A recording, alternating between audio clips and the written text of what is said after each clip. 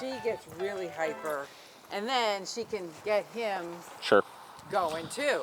Yeah. But before Grace got her, he was kind of coming along. Yeah. And then she just sometimes gets him going. Yeah, for sure. Nobody can walk in the door without being just like bombarded. Yeah. Totally bombarded. And this one, she jumped straight up. Sure. You know what I mean? Yeah, That's yeah, sort of like a kangaroo. And with a big dog, man, that could be could be problematic. Let me fix your leash. And he is almost 90 pounds, and so he wants to play with everybody Sure. and jump on them, and scares the hell out of him. Oh yeah. Even though he just wants to play. Oh yeah. Yeah. Yeah, you are ready to go, bud. She was kicked out of daycare once. And what was she kicked out for specifically? Do you know? I think especially with smaller dogs, right? Yeah. I think she feels like, well, they're smaller, right? Yeah. Scare Sure. them. Yeah, so she was being a little aggressive with he. As I said, I was working with him to train him. Sure. And so I live right by a nature preserve, so Yep. I walk them every day in the nature preserve. Yeah. And it's fine until, again, there's another person with the dog coming. Yeah. And in November, Yeah. we were walking the two of them, and up comes somebody with their dog, and I always Sure. take them off the path to Evie, and she started barking at the other dog, which got him going.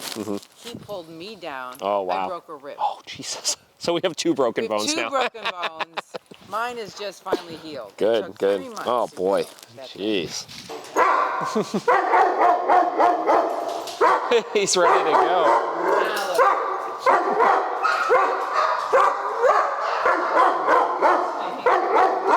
I know, bud. It's so exciting. I think sometimes I think he wants to just go in there. Oh, sure. That's a lot of it, probably, is the frustration of like, God, I really want to go over there and play. You know? Hey, stop. That's what you can see. So, yeah, we just want to get him just some better manners in general. That really seems to be, you know, kind of the issue, just first observation. We're going to try to pull again on those types of things. I always tell everybody, like, anything the dogs used to do prior to coming here, they're going to try to do it again, because they have associations of all of this stuff with you guys, with the home, with all of that, right? So I just want to make sure she's not in any sort of position where she's going to potentially get re-injured or anything, you know, from the standpoint of even like this, like if they pull, like that's a lot of strain on my wrist, right? All right, guys, these are our two new dogs, Nalu and Evie, wild children. Both these dogs are just totally out of control, reactive. They're not super aggressive or anything. She said they do play from time to time, they're very social with new people. There's no problems that way. But like their lack of impulse control has started injuring people, right? This is where you get into like the severity of some of this kind of stuff. These two dogs both have pulled over the actual owner, which is the daughter of the woman that dropped them off. She currently has a broken arm right now because they pulled her over. They also pulled over the mother at one point, and she broke her rib because of them pulling her over. And they're just wild and out of control. So we got to get this stuff under control. So what I want to do first and foremost here is we're going to start with a little social. We're going to see what we get with the social. And we're going to kind of get a gauge off of where they're at, first and foremost, and see if we can get some energy out of them before we start working through some of the leash manners and the walking and stuff.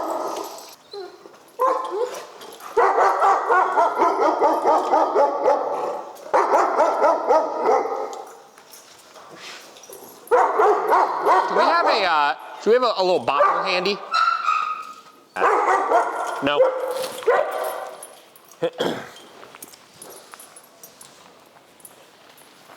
All right, so obviously these dogs just got here. We don't have any sort of training tools or anything on them. And I know they're not aggressive towards other dogs since they've gone to daycare, they've socialized before, but this total lack of impulse control and jumping all over the gate, reactivity and stuff like that can obviously instigate the wrong dogs and start a fight. So we gotta get their baseline level down to a moderate level of controllability. We have to get them understanding first and foremost there are some rules immediately upon coming here so we could get them into a calmer state of mind so that we could actually start the social. So that's what we're doing here right now.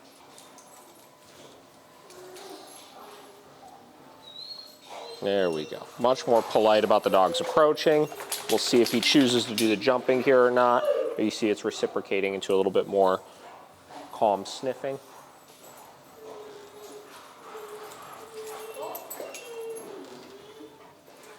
Very good.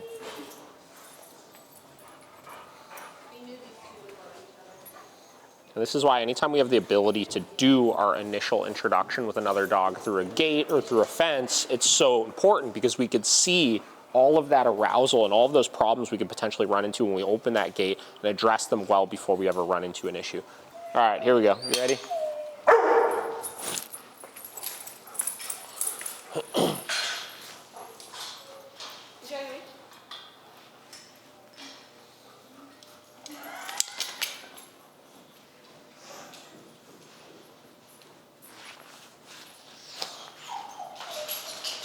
You just keep it open for now.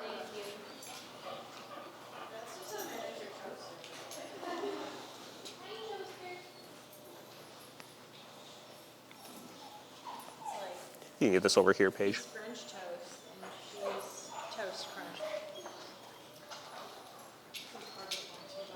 Yeah, that's okay. She's Paige. I'm more worried about this one than him. So he is the far more social of the two.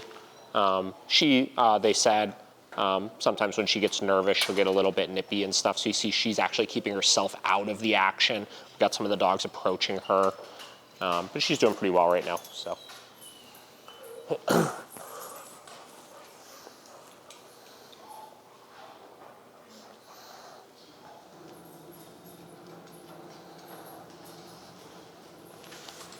Do you know are the sides open or not? Outside? Yeah, they're both open. Can you close it so it's just the middle? Oh, no. Sorry, they're both closed. Oh, cool. Can you just open the door then?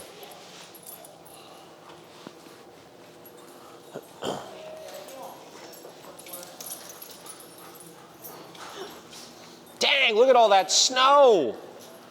Can it snow? Whoa. I love that. I love the snow. Me too. I was really sad that I thought that one snow was going to be our only one. No, this is great. Oh, this is going to be so cinematic, Paige. Look at that.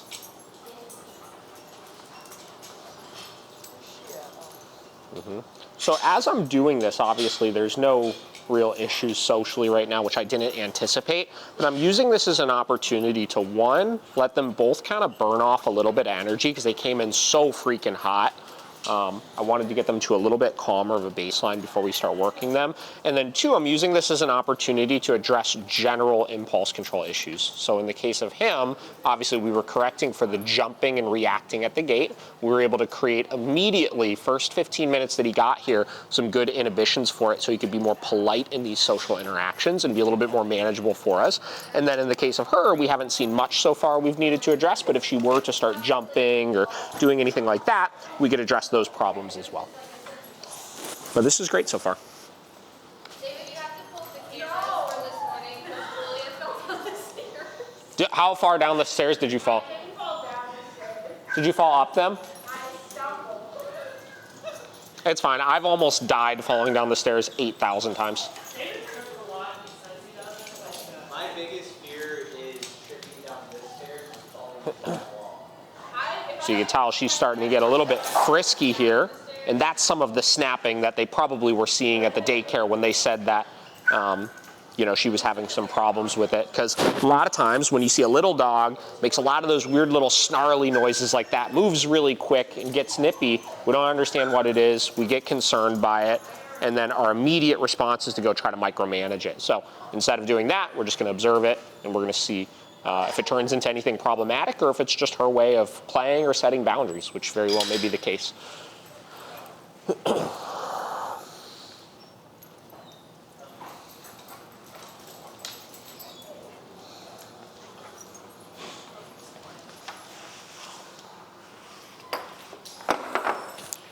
Tiny toaster and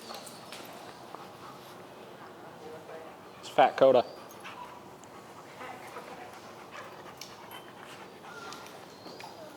Ralphie's here.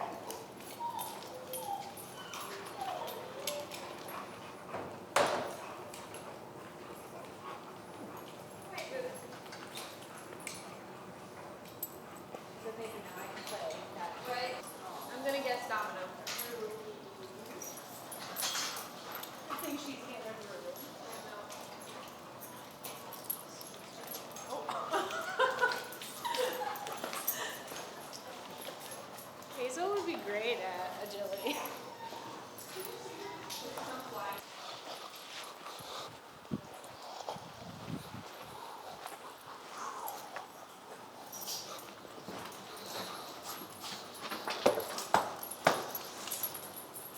Is everybody in?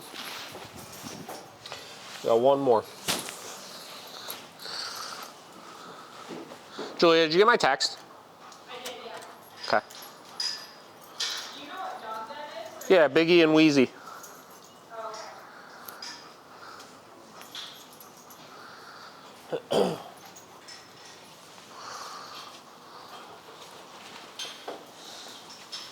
Aggressive little chihuahua. Oh, yeah?